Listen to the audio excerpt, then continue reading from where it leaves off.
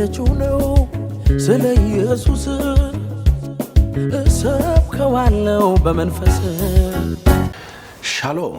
ይህ አንድ ሰው በአንድ ዓመት ለኢየሱስ የምናደርግበት ደቀ መዝሙር አድርገን ለእግዚአብሔር መንግስት ሙሉ የምናደርግበት ቻሌንጅ ነው። ይህ አንድ ዓመት ቻሌንጃችን ወንጌልን ለሰው ልጆች ሁሉ መስበክ እንዳለብንና በዚህ በወንጌል እውነት ውስጥ የእግዚአብሔር መንግስት እውነተኝነትና የሰው ልጆች ሊመጣባቸው ያለውንም ቅጣትና ፍርድ እያየን የምንቀጥልበት ነው። የዛሬ የዚህ አንድ ወር ቻሌንጅ የሚሆነው ሲኦልና ፍርድ እንዳለ ታምናለህ የሚለው ሐሳብ ላይ ነው። ለምንድን ነው ይሄንን የምናነሳው? ምክንያቱም ሲኦል እንዳለ የምታምን ካልሆነ ወንጌላችን የሚሰራው በዚህ ምድር ላይ ነው ብለን የምታምነው፣ ያ ደግሞ ሃይማኖትን፣ ፍልስፍናን፣ የሰው ልጆችን የህይወት ስርዓትና ደረጃ በዚሁ ምድር ላይ ብቻ እንደሚያልቅ አድርገህ ስለምታስብ ብዙ ነገሮችን ኮምፕሮማይዝ ታደርጋለህ። በቀላሉ ለማየት እድል ይሰጣል። ነገር ግን ህይወት በዚህ ምድር ላይ ብቻ ሳይሆን ከሞት በኋላ የሚቀጥል ማንነት ያለበት እንደሆነ የምታምን ከሆነ፣ በተለይ ደግሞ በሲኦልና በመንግስተ ሰማይ የምታምን ሰው ከሆንክ ወንጌልን የምትሰብከውም የምትናገረውም ከእነርሱ አንጻር ባለው ስርዓት ነው። እንግዲህ ዛሬ የአልዓዛርና የብዛን ባለጠጋ ሰው ታሪክ የጀመርኩላችሁን የሲኦል መከራ በሚለው ሐሳብ ላይ እንደገና ጥቂት እናገራለሁኝ። ሁለቱ ሰዎች በምድር ላይ እንደተቀበሩና ታሪካቸው እንዳለቀ እናውቃለን። ነገር ግን ባለጠጋው ሰውዬ ወደዛ ስቃይ ገባ።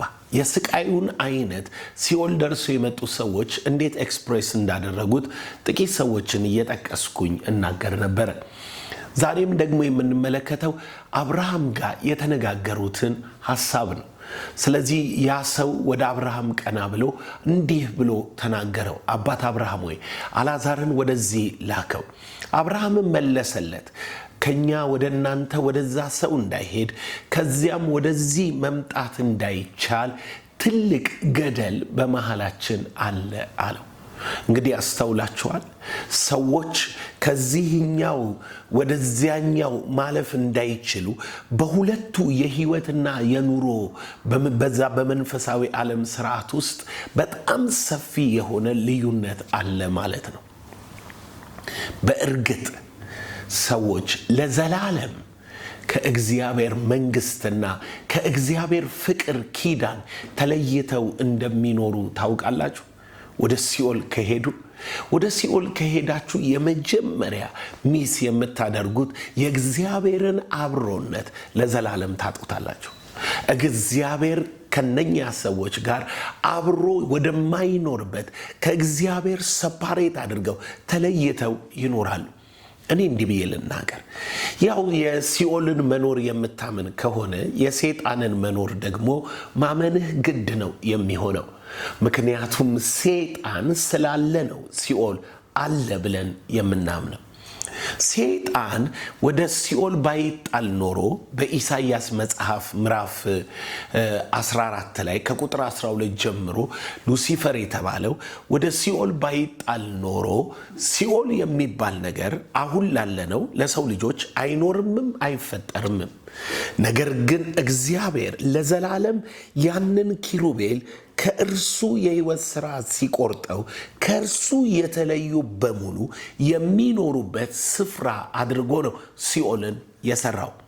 እግዚአብሔር ያንን የቅጣት ስፍራ የፍርድ ስፍራ ቆርጦ ሲያስቀምጠው ሰይጣን ከእግዚአብሔር ስለተለየ ነው።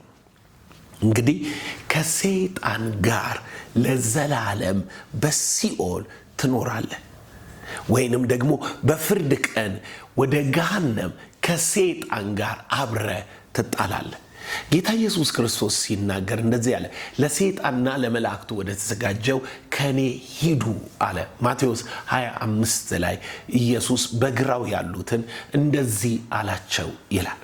እንግዲህ አስተውለሃል፣ በእኛና በነሱ መሃል ገደል አለ ተብሎ ለዘላለም ላትገናኝ ከእናት ጋር ልትለያይ ነው።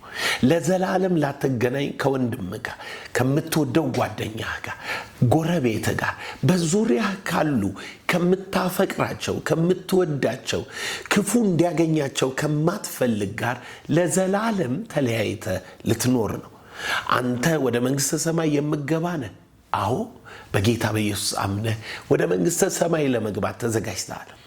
ነገር ግን በአንተና በእናት መሃል፣ በአንተና በወንድም መሃል፣ በአንተና በእህት መሃል ትልቅ ገደል አለ። ለዘላለም ከአንተ ተለይተው፣ ከእግዚአብሔር ተለይተው፣ ከመልካም ነገር ተለይተው ለዘላለም ወደሚጠፉበት፣ ለዘላለም ወደሚሰቃዩበት፣ ለዘላለም ወደሚሞቱበት ነገር ሊሄዱ ነው። አስበኸዋል? ማን ነው በዚያ ከነርሱ ጋር ሊኖር የፈለገው? አንተ ወንጌል አልሰብክም ባልክ ቁጥር እነርሱ ከሰይጣን ጋር ለመኖር ወደ ሲኦል ይሄዳሉ። ሻሎም